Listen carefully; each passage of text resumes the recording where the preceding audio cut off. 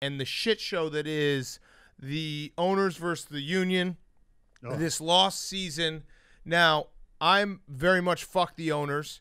I'm very much the players are in every right, and it feels like the owners are just stalling at this point to play the smallest amount of games that they then have to pay them prorated for and then get a playoffs and get all the TV deals and everything. Is there any argument at this point in time that is pro owners? Can you even play devil's advocate that the players are in the wrong in any way? I start and stop with, doesn't it suck that somebody in the position they're in also has to take a hit? Yeah, like they're billionaires, and what they're going to lose is a lot of money compared to what a player is going to lose, and so on and so forth, right? Shit trickles downhill.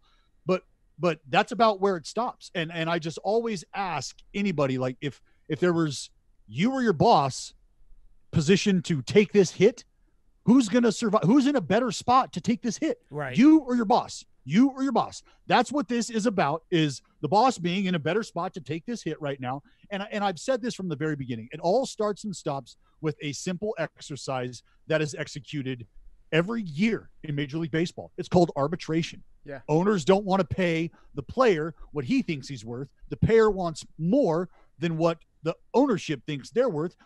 We can't agree. We go to arbitration. So about the language in this contract that the owners feel empowers them to circle back to the negotiating table based on no fans being available to attend these games, and the union saying, no, that's not a thing. Well, if that's where we're at, let's figure that much out. And then from there, we would be able to figure this entire mess out, because it would not be about posturing. It would not be about throwing out an offer that's not going to be entertainable or has any sort of non-starters.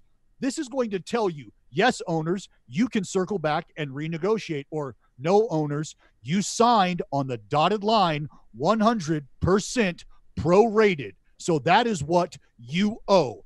From that point on, let's move along.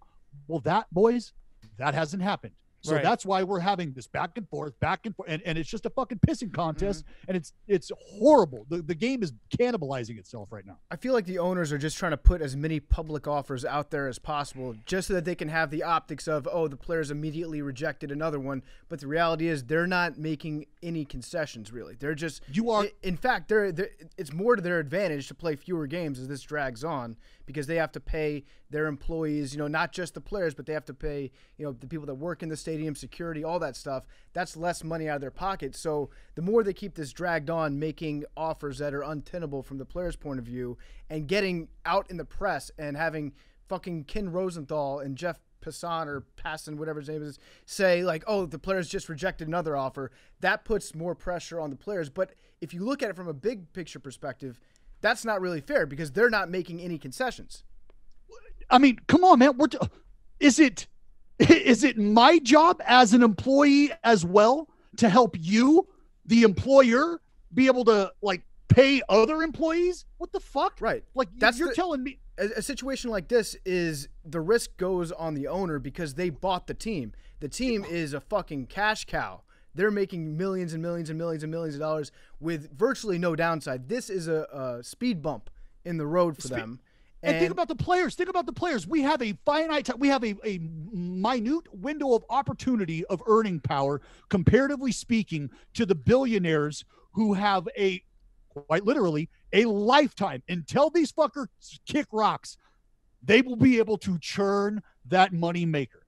And that is not the case for a player. That is just not we're living in two completely different worlds. And for the owners to be asking, look, you guys have heard it.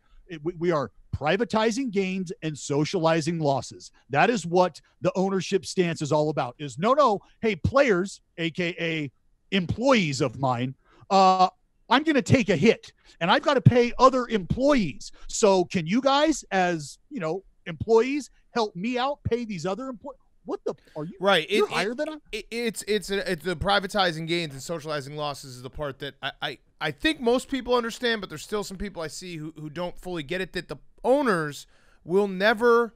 Do you think? Let me ask you this: do you think that this conversation would have a better chance of getting fixed if the owners were at all forthright about the money they make and lose every single year, which they'll never do. We all know they will never do that. They keep it from each other. Like, they don't want anyone to know because they know that they can cook the books however they want and they can basically keep making money. So do you think, though, let's say a perfect world, if the owner said, hey, here's our entire operation, here's the entire balance sheet, come back to the table, do you think the players would be open to that? That's a hell of a starting point, Mr. Cat. That is a hell of a starting point. Wow. Imagine that. Imagine someone going, hey, you want to go into business together? Here's what I make. Here's what it costs. Here's where I lose money. Here's what it all looks like. Imagine that. Yeah, you know what? That's a conversation I'd probably be inclined to have. Yeah. But what's happening is, hey, Mr. Cat, want to go into business? And you're going, yeah, how much do you? Shut up. Quit asking questions. Well, I just want to know, like, how much are we going to? Shut up. Quit asking questions. Right. What? No, I'm probably not going to go into business with you, man. Right. What about this? We're a solutions-oriented podcast. John Taffer taught us to do that. So what if the owners, since they're expecting you to take a hit on the downside of things, what if the owners said, you know what? This isn't just going to be a rainy day situation. What if we give the players upside and attendance goes way up next year? Our attendance goes up in certain games and situations. We're going to cut the players an extra check and give you guys some buy-in on that. Do you think that the players would have that conversation? Like a potential sliding scale in terms of, yeah, like if you're it would be fair, right? If they're asking you to share some of the burden, then you should in theory also get some of the reward when the risk pays off, right? Again, a great starting point, Mr. Commenter, a wonderful starting point. Yes, those are all ideas that would be wonderful to have out on the table. But starting at, let's see the books. Well, when you throw us the Heisman, when you're like, nope, sorry, can't do that. Right. We know what's going on there. That is the reddest flag you could send up the flagpole. So, is it not? Mm-hmm. So what's if I'd ask you right now, like you had to put your life on the line for amount of games, you could say 0 amount of games for this season, what would you say? Well, 0 is not an option purely because you guys have your head wrapped around this. You understand we're going to play games so that we can get the TV money, but we're going to play the smallest amount possible because this is all about a business decision from the owner's perspective. So we're going to play the minimum available. So 50 games.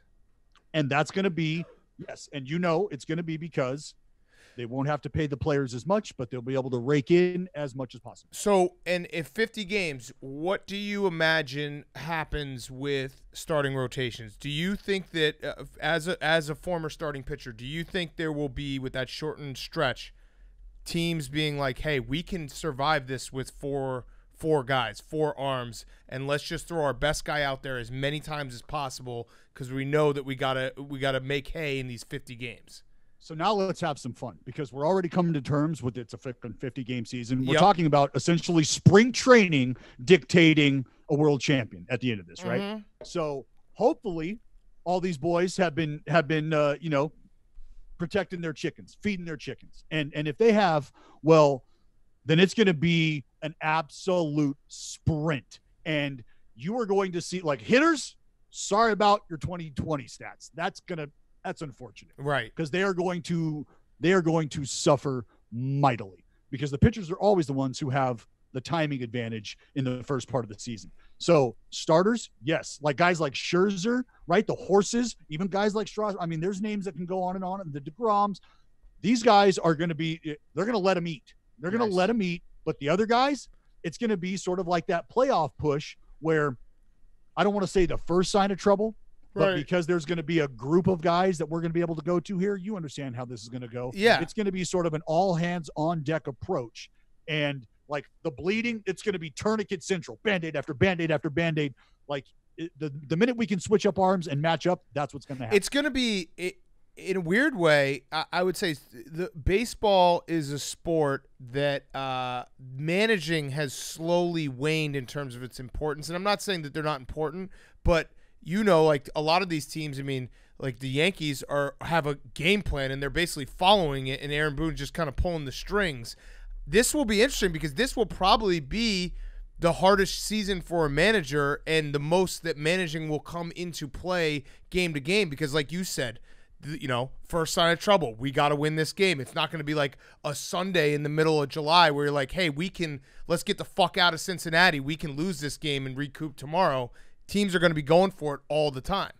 Oh, yeah. Yeah, PFT. The bullpens, baby. The bullpens. Yeah. That's right. The business of the bullpens. Is it going to be 50-man roster? I heard. Is it going to be that? 50 and then sliding. So like 50 down to 35 or I believe 50 maybe down to 40, down to 30 to 25, like in a week or so, like over the weeks. Okay. And that's to try to get some sort of resemblance of a normal situation. So that will be just, you can throw any bullpen arm out there for. Yes. These games are going to take forever. Yeah, well, oh my remember, God, this is actually like the worst. Dallas, these games are going to take like 6 hours. Should we bet overs or unders just to still it down to that? Unders is what he's saying. Unders, yes, unders. But remember, you've got the 3-batter minimum this year. Yeah. So the guys, they're not going to be. So to your point about it taking forever, True. That's why I said the minute that they can match up, the minute that they can get their arms switched up, they will, because you've got that 3-batter minimum to factor.